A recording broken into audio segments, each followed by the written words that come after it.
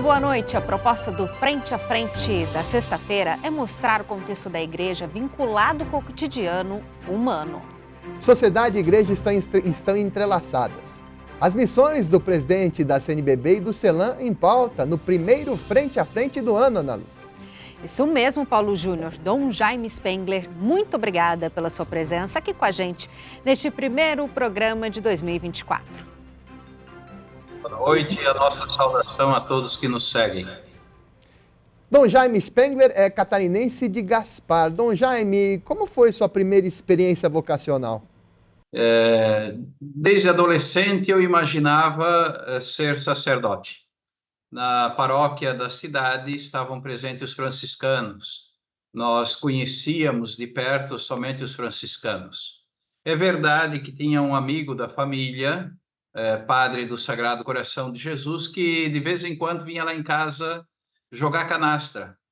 Meu pai gostava muito de um jogo de cartas. E nós também, até hoje, como irmãos, quando nos encontramos, o joguinho de canastra sempre sai, embora o pai e a mãe já não estejam mais entre nós. E, enfim, quando terminamos aquilo que era o curso primário, todos os meus colegas foram para o seminário, menos eu. Depois de alguns anos, todos voltaram. E eu, então, depois de uma experiência também como operário, já com 19 anos, decidi abraçar essa forma de vida. Então, ingressei no seminário e, como dizia antes, conhecia os franciscanos, não tinha outra experiência, assumia a vida religiosa franciscana e ali fui ordenado presbítero. O senhor falou operário, trabalho operário. Como é que era seu trabalho? Eu trabalhava numa empresa de fiação. A indústria Círculo é uma indústria tradicional na história do Brasil, fundada por um filho de alemães, né? E ali eu entrei com 14 anos. Naquela época era permitido isto, né? E trabalhei ali até os 19 anos. Quando deixei o emprego, estava como responsável por um setor com 600 funcionários, trabalhando em 3 turnos distintos. Dom Jaime, como é que o senhor vê essa questão do aluno e do trabalhador? Quer dizer, o senhor começou com 14 anos. Isso, junto com o estudo, é saudável ou não? O que o senhor acha?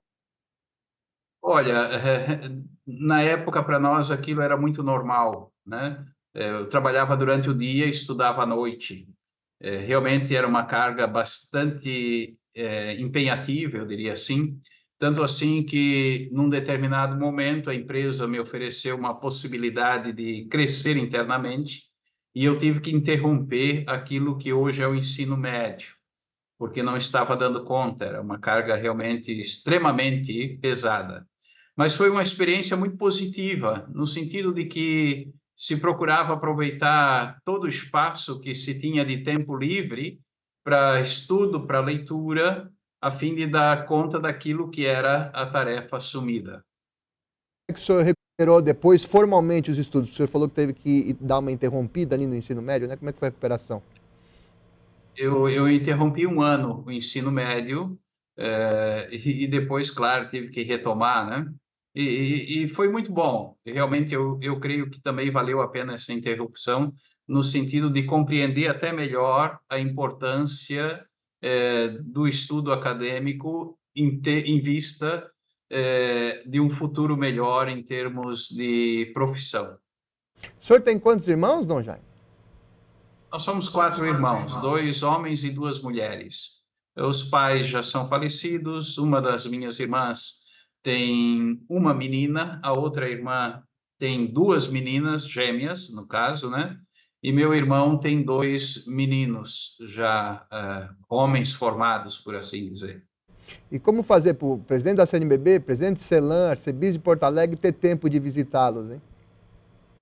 Pois é família, né? E sempre é bom a gente poder estar com os familiares. Verdade é que quando nós já não temos mais os pais vivos, a nossa situação de vida, ela passa por, eu diria, por um processo de transformação. Enquanto temos os pais próximos, ou um dos pais, ao menos, se dá uma atenção toda especial e é sempre muito bom estar com eles. quando eles já não estão mais, o convívio com os irmãos já é diferente. Eu gosto de sempre dizer assim que na casa da mãe você vai na geladeira, você vai no fogão, você deita no sofá, você liga a televisão, enfim, na casa da mãe tudo é diferente. E na casa dos irmãos também tudo é diferente, não é a mesma coisa. E os irmãos hoje estão mais concentrados em Gaspar ou cada um foi para um canto? Não, todos estão morando em Gaspar e ali trabalham e ali têm a sua casa, a sua vida, enfim, tudo aquilo que precisam, eu diria, para uma vida digna. E como é que é a festa quando recebem o irmão que saiu, né? Que deixou Gaspar? Pois é, não é só o irmão, viu? Porque aí tem também os conhecidos, tem outros parentes, e sempre tem alguém, por assim dizer, chegando ou saindo para uma conversa, um diálogo, uma saudação. E às vezes, quando. Vou ser muito transparente aqui, né? Quando a gente vai para a casa deles, no caso dos irmãos, lá, até hoje nós temos a casa antiga dos pais, eu gosto de ficar na casa velha, porque se vou na casa de um, não vou na casa do outro, já dá ciúmes, né? E aí já fica difícil. Mas também quando vamos para lá, o desejo sempre é de poder descansar, dormir, ler alguma coisa de forma mais concentrada, enfim, espairecer. O senhor fala da sua família com muito amor, com muito carinho. Quando o senhor ingressou no seminário, como que foi para a sua família quando o senhor falou da sua devoção religiosa? Eu sou o primogênito mais velho, né? E nós somos uma família de origem bastante simples, não tínhamos assim nada de especial. E é claro que quando eu deixei o emprego para entrar no seminário, eu já tinha uma certa autossuficiência, eu diria também financeira, e era, de alguma forma, o suporte também para a casa. Tanto assim que quando eu pedi demissão da empresa, também um pouco antes, já mexi, digamos assim, entrei em contato com algumas pessoas a fim de que a minha irmã, então, a segunda na escala, pudesse também ter um trabalho. E assim foi feito. Foi sim uma surpresa para muitos, eu me lembro da reação, inclusive, do pai, mesmo da minha mãe, de outros parentes, né? Não, até aqui eu tentei colaborar com a família. Daqui para frente eu vou cuidar daquilo que me tocou o coração e que imagino é o meu caminho de vida. E assim foi feito. Dom Jaime, o senhor falou que gosta muito de jogar cartas, sempre gostou com seus irmãos, né? As cartas do baralho, de um lado tem lá os naipes, do outro lado pode ser azul ou tem que ser vermelho? Tem que ser colorado ou pode ser tricolor, hein, Dom Jaime? Aqui eu gosto do colorado, viu? O colorado, o vermelho é cor quente, o azul é uma cor fria. Depois, uma pessoa apaixonada, por exemplo, numa relação de namoro, sempre dá para ela uma rosa vermelha. Não se dá uma rosa azul, até porque o azul é uma, como é que eu vou dizer? Ela não é natural, né? O vermelho, nesse sentido, é mais bonito. Eu aqui gosto de brincar com a gauchada nesse sentido, sobretudo com os adolescentes, quando a gente encontra nas comunidades, é muito gostoso, é um meio para iniciar um diálogo, uma brincadeira, um aperto de mão, enfim, é o caminho que eu encontrei para interagir, por assim dizer, sobretudo com jovens e adolescentes, mas não só. Como é que veio essa sua paixão colorada pelo Esporte Clube Internacional de Porto Alegre, hein, Dom Jaime? Olha, eu não sou assim um apaixonado, etc, etc, né? Como eu disse, eu gosto de usar do argumento para me aproximar, sobretudo dos jovens, dos adolescentes, também das crianças, mas não é que sigo o campeonato assim muito de perto, não. Agora, também é verdade que o estádio aqui do Colorado é um monumento em Porto Alegre. E é até muito bonito quando você vem chegando na cidade, a iluminação noturna que fizeram recentemente dá um destaque extraordinário àquele espaço, coisa que o outro time não oferece aos olhos usualmente. Arena? É arena novinha ou mais nova? Pois é, a arena eu digo que é uma forma de pudim virada, viu? Dom Jaime, o senhor foi ordenado padre em 17 de novembro de 1990. O que o senhor recorda da sua ordenação presbiteral? Olha, certamente uma grande festa na paróquia. A nossa paróquia em Gaspar sempre teve uma presença vocacional na história da província franciscana da Imaculada Conceição do Brasil, com sede em São Paulo, muito forte. Dali saíram muitas vocações, não só para os franciscanos, também para o clero diocesano e alguns para os deonianos. Então, uma paróquia que sempre teve assim um carinho, um acompanhamento, uma promoção, eu diria, vocacional muito boa. E o momento da ordenação, até por causa da história pessoal nossa, né? Eu trabalhava numa empresa que tinha mais de 1.000 funcionários, né? Então, nesse sentido, muito conhecido na região, e isso certamente repercutiu de uma forma, eu diria, muito intensa e muito bonita. Me recordo até hoje ainda da homilia do bispo ordenante, Dom Quirino Schmitz, que foi bispo de Teófilo Otoni, quando eu fui ordenado já emérito, mas um homem com uma voz potente, bonita, um pregador entusiasmado, mas ao mesmo tempo um homem muito simples. Eu tenho, assim, na memória muito viva a estatura deste homem e o poder de comunicação fácil que ele tinha. Ele foi o seu ordenante principal, quer dizer, né, no caso do presbitério, do presbiterato, foi o seu ordenante, o bispo Teófilo Sim, Otoni, sim. é isso? Foi o bispo que me ordenou, até porque ele também é um conterrâneo. Então, além de conterrâneo, franciscano, emérito, tudo isso, digamos assim, facilitou os contatos e etc. O que o senhor se lembra do seu trabalho como presbítero, assim, o que mais te marcou? Me marcaram duas coisas de uma forma muito forte. Foi os primeiros anos de presbítero trabalhando na formação, me dedicando à formação dos candidatos à vida consagrada franciscana. Foram anos intensos, fortes, marcantes, em Guaratinguetá, São Paulo, ali perto de Aparecida, né, que todos nós conhecemos. Foi uma experiência muito bonita e que eu guardo lembranças extraordinárias. E, ao mesmo tempo, o segundo aspecto que me marcou muito foi o trabalho junto à Fazenda Esperança. A partir do seminário, havia uma colaboração muito próxima, muito estreita com a realidade da fazenda.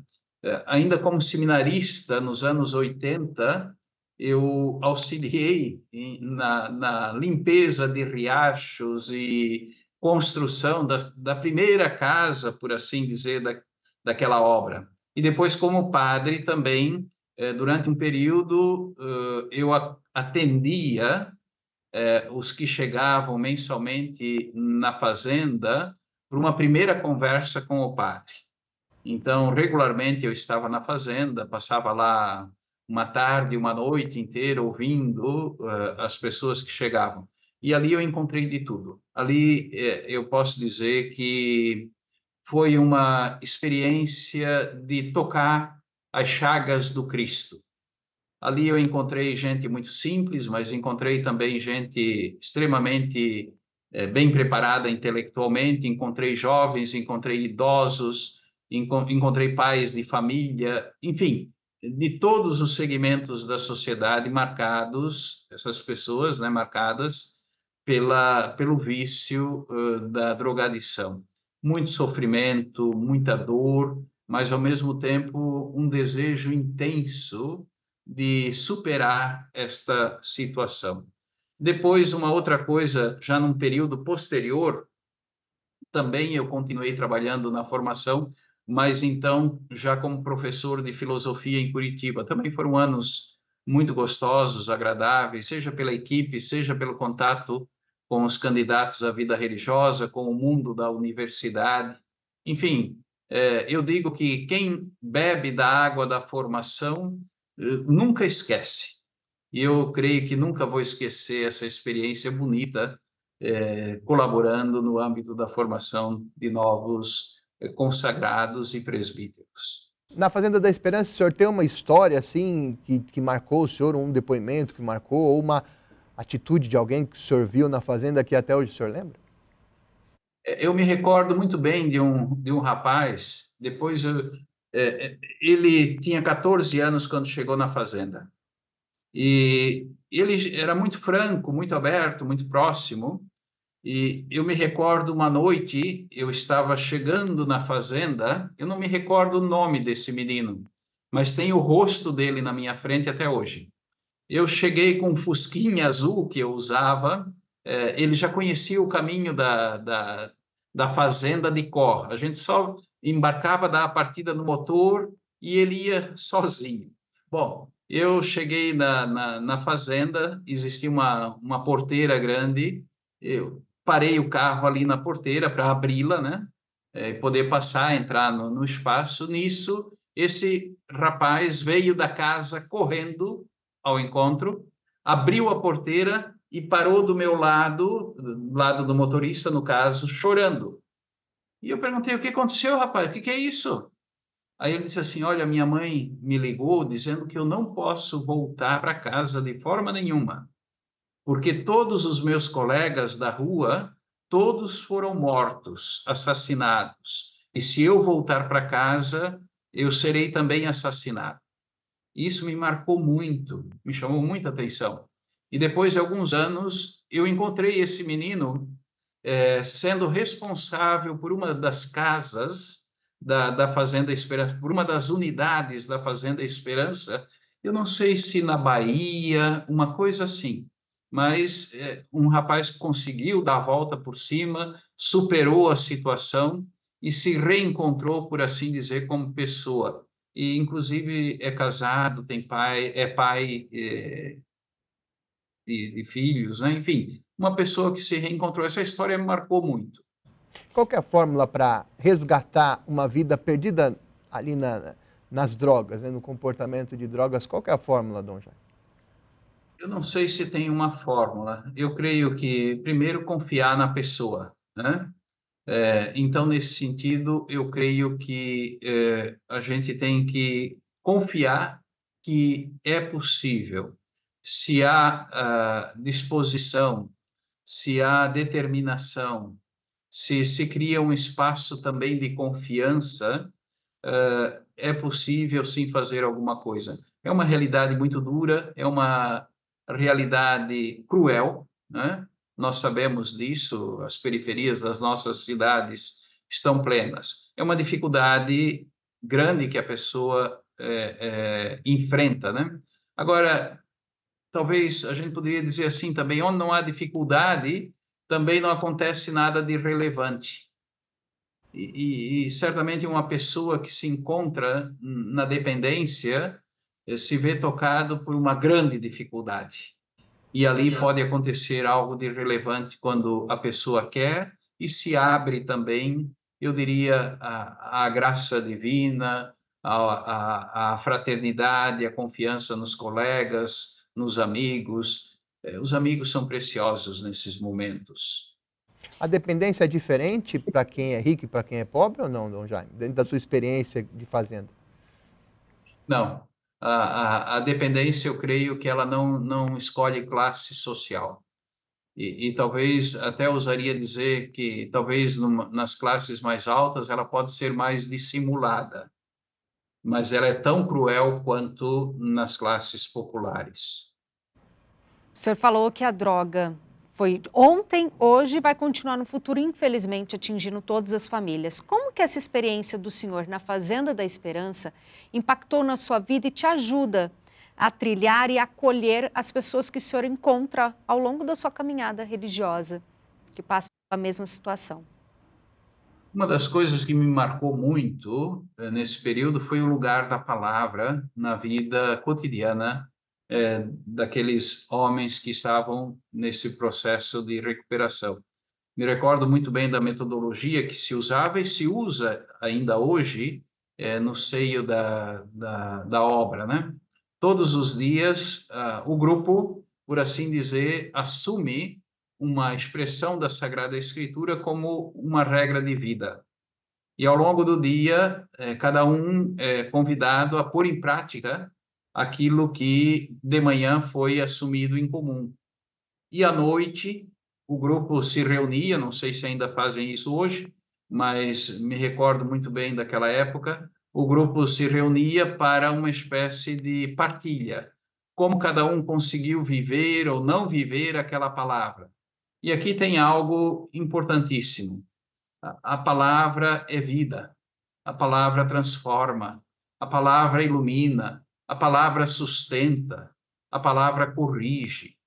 E nesse sentido eu gosto sempre de dizer que se nós quisermos renovar o espírito das nossas comunidades, nós precisamos, como lá na fazenda, dar um lugar todo especial à palavra, resgatar o lugar da palavra na vida pessoal, na vida da comunidade.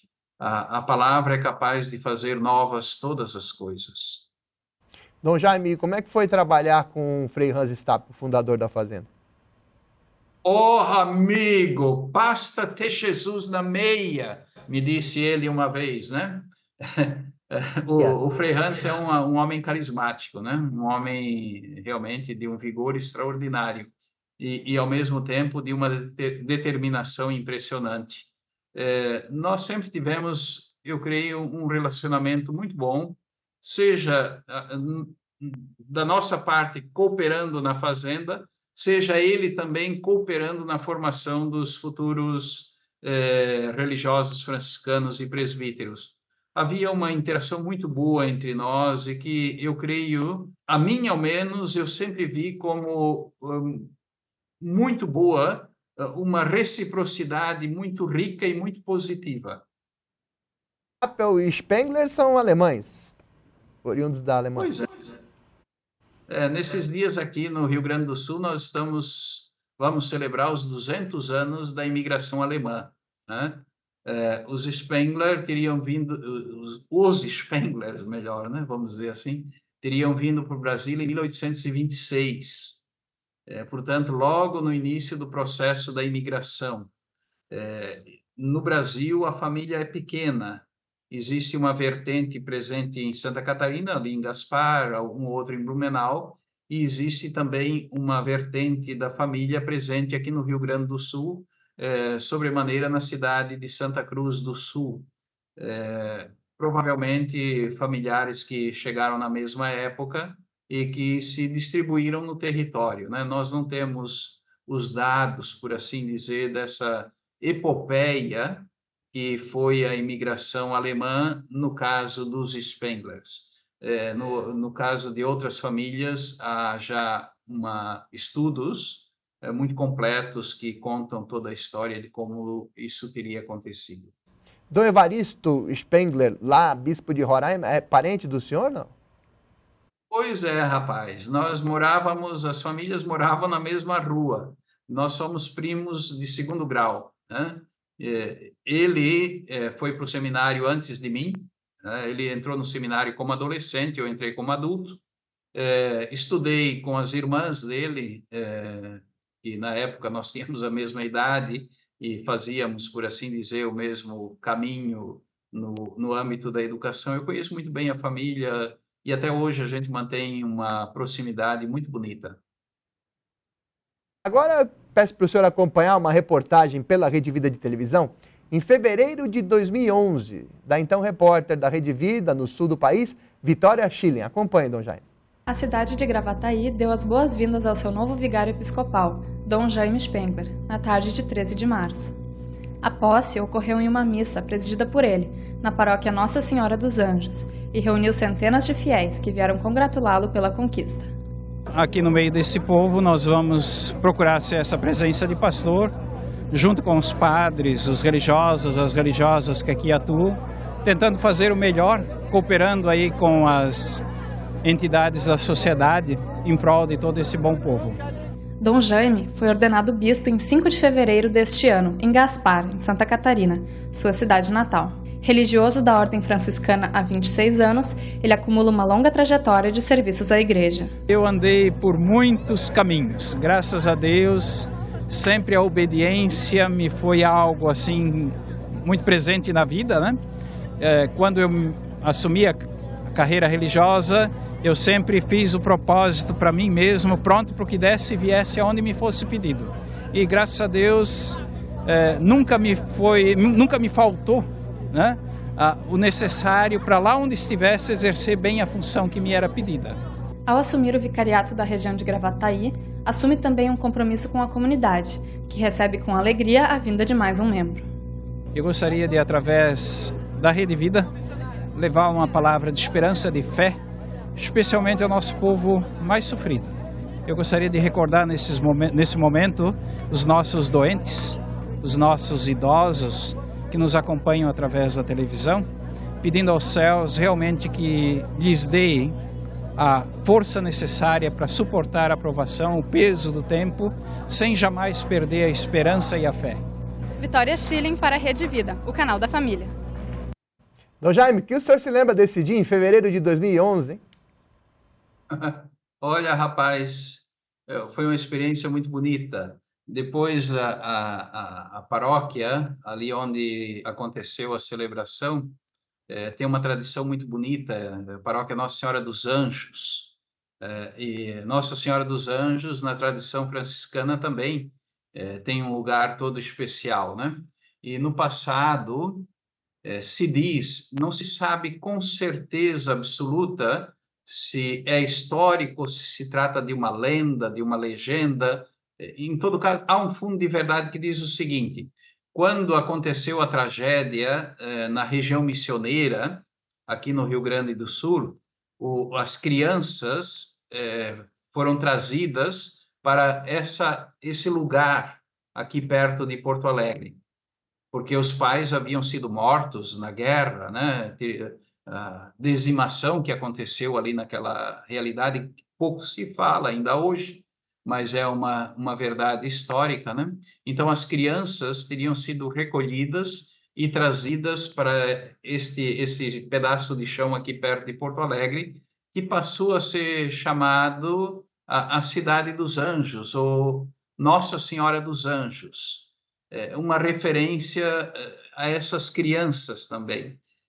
E há quem diga que também por influência de franciscanos que passavam por aqui naquele período, estamos aí no século XVIII, né?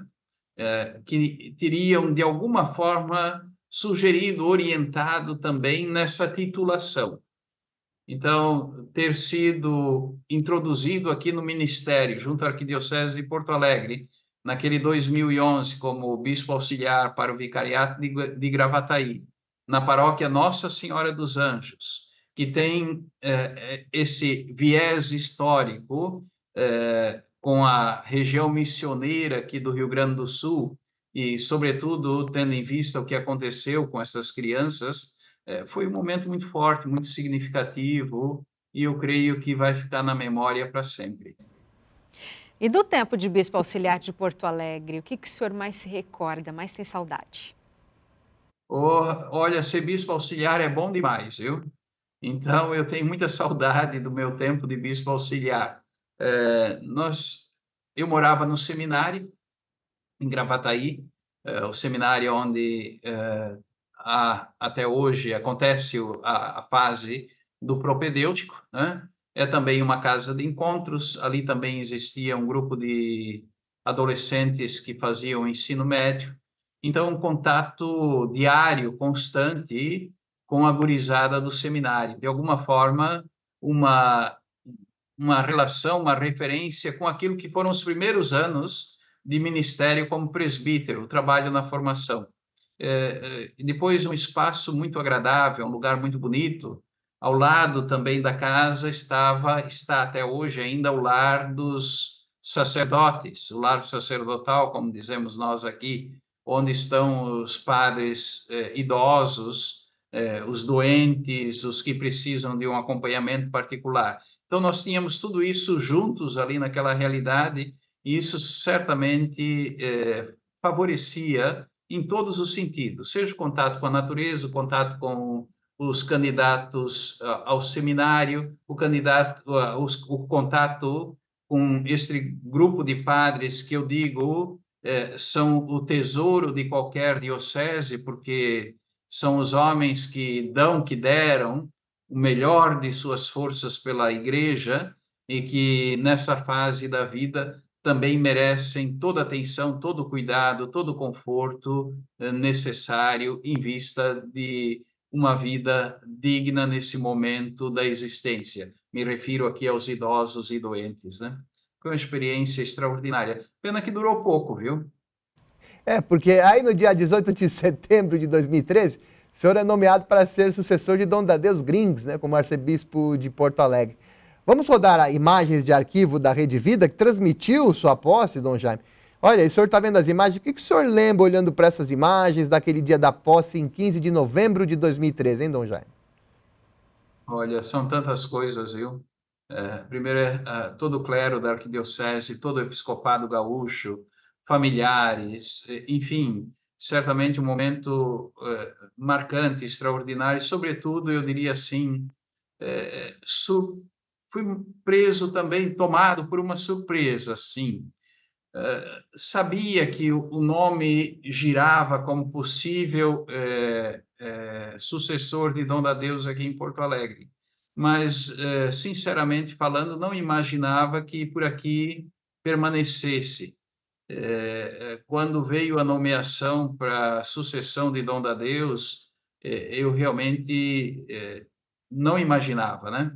Imaginava, assim, ser transferido para outra realidade.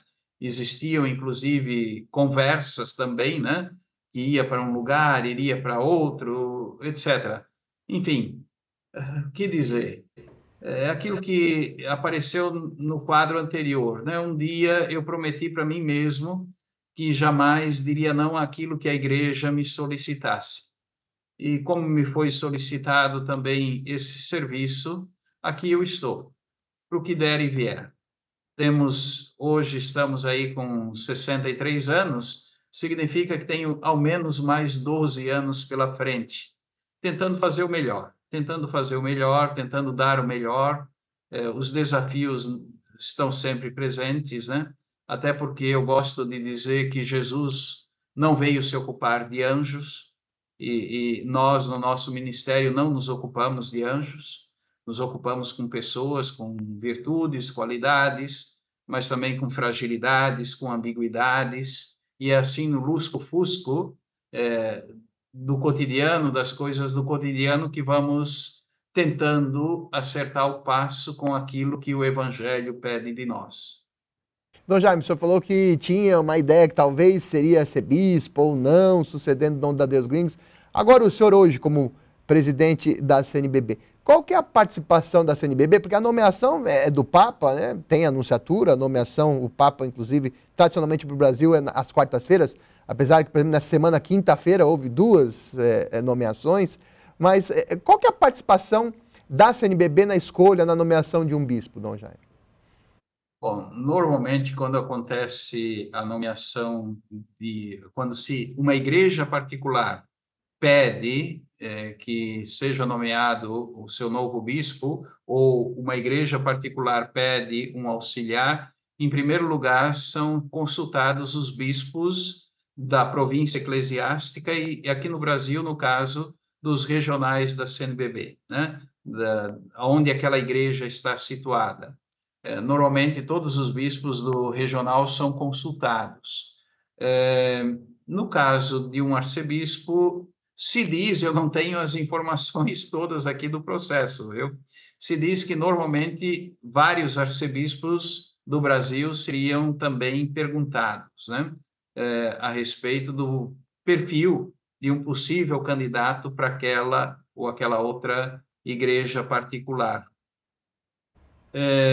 O clero também normalmente é consultado, a nunciatura usa consultar em torno de 30, 40, às vezes um pouquinho mais, de pessoas que tenham algum conhecimento do candidato e a nunciatura, depois dessas consultas todas, faz uma seleção de nomes.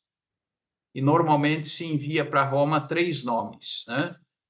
3 nomes para o dicastério dos bispos. Ali, esses nomes são avaliados. Se são bem avaliados, regularmente o cardeal prefeito do dicastério vai ao Santo Padre. O Santo Padre, então, escolhe, a partir daquela lista tríplice, o candidato para aquela igreja particular. Feito isto, retorna o nome à nunciatura, e a nunciatura, então, consulta o escolhido, ele já está nomeado, né? Então, a nunciatura consulta a pessoa nomeada se ela aceita ou não a nomeação. Feito esse processo, se a pessoa está de acordo com a nomeação, então se responde a Roma e se acerta a possível data de anúncio público da nomeação. Aqui para o Brasil, normalmente, as publicações acontecem, os anúncios acontecem às quartas-feiras. E o presidente da CNBB fica sabendo quanto tempo antes? Olha, nós somos regularmente avisados um dia antes, né? Aliás, na tua pergunta anterior me escapou um detalhe. Normalmente a presidência da CNBB é consultada a respeito de todas as nomeações do Brasil. Até um serviço muito delicado, no sentido de que há realidades que nós não conhecemos, não temos detalhes maiores, né? Mas a presidência da conferência é solicitada a colaborar na provisão de todas as dioceses do Brasil. Dom Jaime, aí em 2019, o senhor foi eleito vice-presidente da CNBB na Assembleia Geral daquele ano. A Rede Vida esteve presente, acompanha um trecho. Dom Sérgio entregou a Dom Valmor as novas diretrizes da ação evangelizadora da Igreja no Brasil para os próximos 4 anos, como símbolo de transmissão de posse. Essa Assembleia Eletiva contou com um clima amistoso entre o episcopado brasileiro. Assim disseram aqueles que têm larga experiência em Assembleia e também aqueles que participaram pela primeira vez. Ali, Dom Jaime, né, sendo eleito vice-presidente. O que o senhor lembra daquela eleição de 2019, Dom Jaime? Pois é, as eleições, elas acontecem num contexto de muita fraternidade, né? Isso é muito bonito na nossa conferência. A nossa conferência, ela tem um número expressivo de membros, mas, ao mesmo tempo, eu admiro muito o espírito que há no seio da conferência. Existem, sim, distinções, é verdade, posições que nem sempre, digamos, estão bem sintonizadas, mas há um espírito de comunhão muito bonita. E quando se procede à eleição da presidência da conferência, se procura, de alguma forma, contemplar um pouco o território como tal. Então, quando nós fomos eleitos, aquela vez, o Dom Valmor, do centro-oeste do Brasil, ou melhor, do sudeste do Brasil, né? Centro do Brasil. Eu aqui do Rio Grande do Sul. Dom Mário, lá em Roraima, na época. Hoje ele está como arcebispo de Cuiabá. E o Dom Joel, que era bispo auxiliar do Rio de Janeiro, então para secretário. E assim se tentou contemplar um pouco todo o Brasil. Foi um momento, eu diria, o tempo do Dom Valmor como presidente foi um tempo muito delicado. Foi o tempo da pandemia. Foi muito difícil o início. Eu me recordo também, logo no início do nosso serviço à conferência, nós estivemos em Roraima, estava no auge a questão dos venezuelanos que estavam entrando no Brasil. Foi uma experiência realmente impactante aquilo que nós fizemos ali. Dali fomos visitar um encontro de indígenas também naquela região, também uma experiência muito forte que deixou marcas extraordinárias, eu diria assim, na memória. E logo em seguida estourou a pandemia. Estourou a pandemia e aí a presidência teve que encontrar um caminho de promover as atividades da conferência de uma forma apropriada, no sentido de que o vírus não permitia a proximidade entre as pessoas. Foi um tempo delicado, foi uma experiência muito bonita também como equipe, eu diria, à frente da conferência. O Dom Valmor, aqui nesse sentido, teve um papel extraordinário. E Dom Joel também eu destacaria de uma forma toda especial, porque muitas vezes esteve sozinho praticamente na sede da conferência, sem os colaboradores da sede, mas também sem o contato direto, vis-à-vis, para as coisas do cotidiano, que marcam aí o ordinário da sede da conferência. E ele, com o jeito, eu diria, simples dele, marcado por um humor, eu diria, gostoso, mas também uma sagacidade toda especial, conseguiram, sim, desenvolver o trabalho que nos era pedido e nós éramos ali colaboradores, eu creio, de uma forma muito satisfatória. Muito mérito, sim, de Dom Valmor e Dom Joel nesse momento. Eu creio que, como equipe, também havia um bom entrosamento entre nós, e isso certamente colaborou para que pudéssemos ajudar naquilo que era possível a todos, naquele contexto particular que nós estávamos vivendo, né? E que ainda não superamos totalmente, porque o vírus continua girando entre nós, né? E 4 anos depois, na Assembleia de 2023, o senhor é eleito presidente da CNBB. Dom Jaime Spengler foi eleito presidente da CNBB pelos próximos 4 anos. O arcebispo de Porto Alegre foi eleito em terceiro turno, com 210 votos. Segundo o regimento da CNBB, no terceiro escrutínio, o eleito é quem consegue maioria simples de votos entre os candidatos mais votados. O processo de escolha, digamos assim, começou já na semana passada, quando os regionais da conferência, os 19 regionais da conferência, se reuniram para apontar possíveis nomes como candidatos. É claro que isso depois é fruto de conversas, etc. Nós sabemos mais ou menos como as coisas correm nesses momentos, né? E hoje de manhã, então, na segunda sessão da parte da manhã, se iniciou o processo de votação propriamente dito, usando as urnas eletrônicas. Nós tivemos 3 escrutínios. Dom Jaime era o atual primeiro vice-presidente da CNBB. É uma continuidade, desejamos que seja uma continuidade a esse processo que nós estamos vivendo, primeiro por iniciativa do CELAM, né? Essa consulta que foi feita para todos os episcopados da América Latina e do Caribe.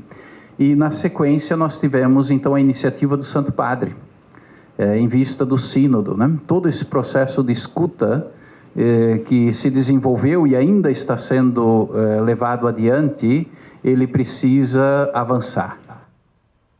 Dom Jaime, como o senhor recebeu a votação como presidente da CNBB ano passado? Essa é uma boa pergunta, viu? Sabia-se também que o nome girava, né? Mas é sempre uma experiência única. Depois, pensando nas dimensões e nas diferenças do nosso Brasil, é algo que realmente impacta. Agora, é um serviço que buscamos fazer e não estamos sozinhos, né? Tem todo um trabalho, eu diria assim, de conjunto, tem toda uma construção que a Assembleia Geral realiza, tem todo um acompanhamento que regularmente se dá. Então, de alguma forma, nos sentimos seguros, eu diria assim, mas certamente é um grande desafio, sim.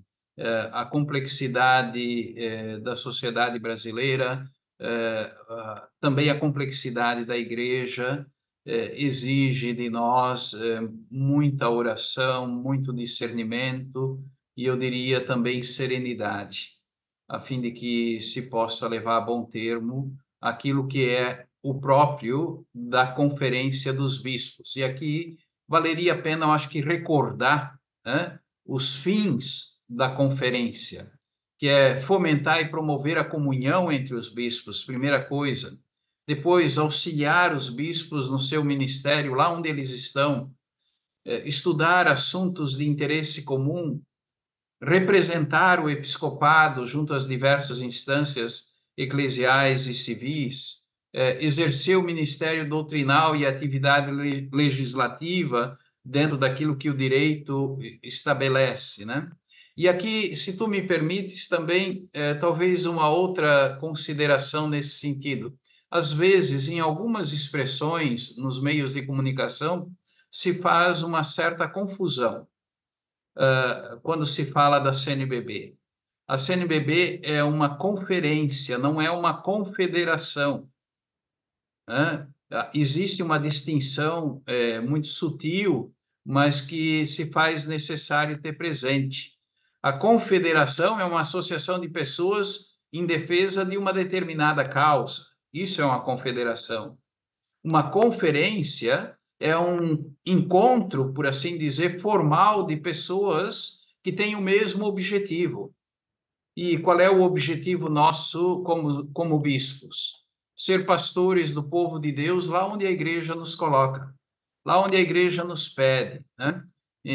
Eu creio que é importante ter isto presente para não confundir as coisas, porque por vezes há sim sinais de uma certa confusão. E voltando à questão da conferência, a missão mesma da CNBB, a solicitude para com a igreja e a sua missão universal, né? Eu ouvi uma ouvi uma expressão no último sínodo, na primeira sessão, muito bonita. Dizia assim: olha, o bispo, num ombro, ele carrega o fardo da sua diocese, e no outro ombro, ele coopera com o fardo de toda a igreja. Então, o bispo vive esta situação, é pastor da igreja particular onde ele está, mas é também corresponsável por todas as outras igrejas. Então, solicitude para com a igreja e a sua missão universal. Depois, se relaciona com as outras conferências episcopais também. Isso também é missão da conferência aqui no caso, né? CELAM, hoje na América Latina nós temos também a Conferência Eclesial para a Amazônia. Então, a presidência da conferência tem essa missão de construir e de manter a relação com todas essas entidades. Em maio do ano passado, logo após sua eleição na CNBB, o senhor foi eleito em Porto Rico presidente do CELAM. Dom Jaime Spengler foi eleito presidente do CELAM pelo próximo quadriênio. Em espírito de obediência, mas também orientado pela fé, hoje nós acolhemos a indicação aqui da Assembleia do CELAM para assumir o serviço como presidente do CELAM pelos próximos 4 anos. É um conselho episcopal e, como conselho, tem a missão de favorecer a caminhada evangelizadora da Igreja no continente latino-americano e caribenho. Como te surpreendeu essa eleição para o CELAM, Dom Jaime? Olha, esta realmente foi uma surpresa. Eu consegui o visto para ir a Porto Rico no último segundo do segundo tempo. Foi uma corrida extraordinária para conseguir esse bendito visto. Porto Rico depende dos Estados Unidos e eu não tinha o visto americano. E foi uma história assim delicada. Eu me recordo, uma sexta-feira eu estava em Brasília, devia viajar na segunda, se eu não me engano. Na sexta-feira à tarde marcaram uma visita à embaixada às 13h30. Eu tinha avião para Porto Alegre às 15h, né? Depois ligaram da embaixada dizendo que ia atrasar um pouquinho.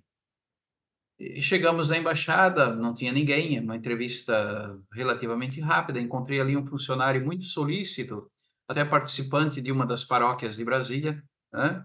Disse assim: olha, nós vamos encaminhar, só que eu tenho que mandar agora para Washington e provavelmente eu só tenho resposta na segunda-feira. Eu disse: mas eu precisaria saber de uma resposta, porque segunda-feira teria viagem. Eu disse: olha, vamos fazer o que dá. E daí o motorista da CNBB me levou para o aeroporto. Estava em cima da hora. E indo para o aeroporto, toca o telefone e diz: olha, o visto já chegou. Disse: meu Deus. Bom, assim aconteceu e fomos para lá, né? Eu não conhecia o CELAM, eu não tinha nenhum contato maior, eu não sabia do contexto, e lá chegando, começou essas conversas e deu no que deu, né? E mais uma vez dentro daquele espírito que já salientei antes.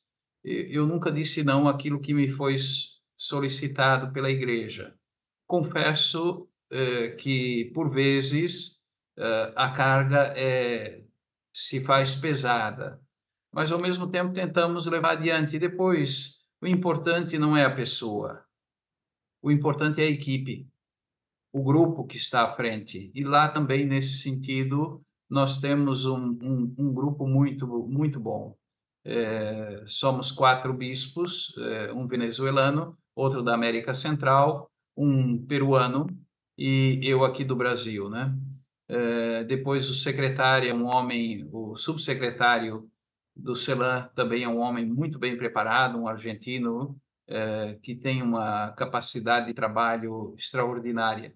Nós nos encontramos via online toda segunda-feira, usualmente, né? E assim nós vamos tentando fazer o que nós pudemos. Lembrando que o CELAM é um serviço às conferências episcopais. E aqui nós temos que recordar também uma coisa muito simples: nós temos conferências episcopais na América Latina, no Caribe, enormes, no caso do Brasil, Argentina, Venezuela, Colômbia, né? México, mas temos conferências episcopais diminutas, né? Nós aqui no Rio Grande do Sul, por exemplo, somos, em número, somos mais bispos do que no Uruguai, né? E assim também na América Central nós temos conferências com 5, 6 bispos. Quer dizer, uma Assembleia Geral se faz ao redor de uma mesa, numa sala de jantar, uma coisa assim, né? E aqui está talvez o grande papel do CELAM, de ser um auxílio, uma referência também para essas realidades, eu diria, mais fragilizadas, mas não só. Em termos de formação, de pastoral, o CELAM presta um serviço extraordinário à Igreja da América Latina. A nova presidência do CELAM teve no ano passado um encontro com o Papa Francisco. Paz e bem, o Papa Francisco acolheu no Vaticano o presidente do CELAM, Dom Jaime Spengler, e a diretoria da Conferência Episcopal. A diretoria levou ao Santo Padre o resultado da 39ª Assembleia Geral realizada entre 16 e 19 de maio. A nova diretoria tem mandato até 2027, com Dom Jaime Spengler na presidência, o arcebispo de Maracaibo, na Venezuela, Dom José, como primeiro vice-presidente, o arcebispo do Panamá, Dom José Domingo Ulloa, segundo vice-presidente. O bispo de São Pedro de Macorís, na República Dominicana, Dom Santiago Rodrigues, preside a Comissão de Assuntos Econômicos. O bispo auxiliar de Cusco, no Peru, Dom Lizardo Estrada Herrera, é o secretário-geral. O padre Pedro Bracesco, da Argentina, é o secretário-geral adjunto. E tem audiência com o Papa nessa semana que virá, Dom Jaime? O senhor? Na próxima quinta-feira nós teremos a visita da presidência da Conferência do Brasil ao Santo Padre. É uma prática anual, é um costume anual que temos. Anualmente, a presidência da CNBB faz uma visita aos dicastérios da Cúria Romana e também ao Santo Padre. E lá vamos nós, né? Estamos embarcando amanhã para Roma. E essa equipe citada pelo Luiz Antônio aí do CELAM, o que o senhor destacaria? Olha, quando nós estivemos com o Papa, foi o primeiro encontro como presidência do CELAM, né? Ele, de uma forma muito paterna, muito simples, ele conhece muito bem a realidade da América Latina, perguntando de algumas situações particulares delicadas, né? Mas também esclarecendo pontos que ele acha que devamos dar uma atenção particular, e eu diria assim, ao mesmo tempo, com um humor muito gostoso. O Papa sabe conjugar, por assim dizer, essa dimensão mais séria e necessária, claro, de todo o espaço de diálogo numa audiência, mas também, ao mesmo tempo, sempre tem uma pontada, como se diz, de humor muito gostoso. É sempre muito bom encontrá-lo, porque de uma forma muito simples, muito amiga, mas ao mesmo tempo muito sagaz, né? Ele nos orienta, nos impulsiona e, se for o caso, também nos corrige, viu? É muito bom sempre poder encontrar o Santo Padre. E como é que vai ser a conversa da presidência da CNBB semana que vem com o Santo Padre? O que os senhores prepararam da presidência? Bom, em primeiro lugar, sim, a apresentação daquilo que foram os trabalhos da Assembleia Geral, né? Então, vamos nos apresentar também como presidência da conferência, em primeiríssimo lugar. Depois existem, sim, as situações particulares, né, que sempre estarão, imagino, presente. A questão dos pobres no Brasil, a questão da desigualdade social, que é um escândalo que exige de todo cristão e de todo católico o melhor de suas forças a fim de colaborar na transformação da sociedade. A realidade da Amazônia, com o contexto também climático, que é um desafio muito forte, né, para todos nós, é uma responsabilidade nossa essa questão. Eu diria assim, são alguns temas. E há também na pauta, sim, o tema da próxima campanha da fraternidade, né? Fraternidade e amizade social, que tem como pano de fundo a encíclica Fratelli Tutti. Nós, no Brasil, sim, desejamos, durante a próxima quaresma, promover um debate, um espaço de oração em torno disto que nos identifica. Todos nós somos irmãos, irmãs, filhas e filhas do mesmo Pai, né? Precisamos, sim, promover, eu diria, reconciliação no tecido social. Nós, como igreja, aqui temos uma responsabilidade muito grande e queremos também compartilhar isso com o Santo Padre e queremos solicitar, se possível, que ele também nos envie uma mensagem para a abertura da campanha da fraternidade, tendo em vista essa temática que sabemos, para ele, sobretudo, tem uma importância toda particular. Dom Jaime, nós estamos terminando. Quero agradecer pela participação do senhor e uma boa viagem, um excelente encontro com o Papa Francisco. Que Deus nos abençoe, nos ilumine e que juntos nós possamos colaborar para deixar o nosso mundo um pouco melhor para as futuras gerações.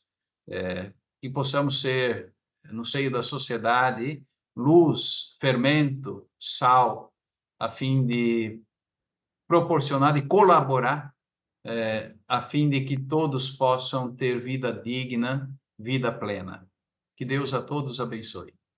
Muito obrigado, Dom Jaime Spengler, pela sua participação aqui conosco. A trajetória pastoral de Dom Jaime Spengler, convidado frente a frente de hoje, é boa notícia. Rede Vida, a boa notícia faz bem todo dia. Até mais, tchau, tchau.